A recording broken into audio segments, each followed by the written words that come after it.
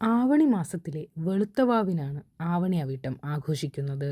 അതായത് ഇന്നേ ദിവസം അവിട്ടം നക്ഷത്രമായിരിക്കണം എന്നില്ല.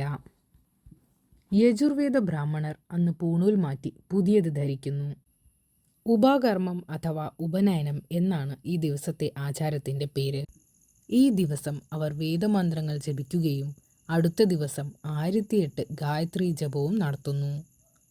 ബ്രാഹ്മണ യുവാക്കൾ ആദ്യമായി പൂണൂൽ ധരിക്കുന്നത് പൂണൂൽ കല്യാണം നടത്തിയാണ്. അത് ഉത്തരായണ കാലത്താണ് നടക്കുന്നത്. ഒറ്റ വയസ്സിലാണത് നടത്താറുള്ളത്. പൂണൂൽ ധരിക്കുന്നതോടെ അയാളുടെ അകക്കണ്ണ് അഥവാ വിജ്ഞാനത്തിൻ്റെ കണ്ണ് തുറക്കും എന്നാണ് സങ്കല്പം.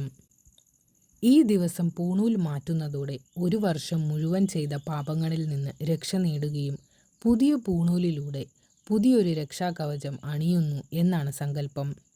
ഒരു വർഷം ചെയ്ത പാപങ്ങളുടെ പരിഹാര കർമ്മം കൂടിയാണ് അവർ ഈ ദിവസം ചെയ്യുന്നത്.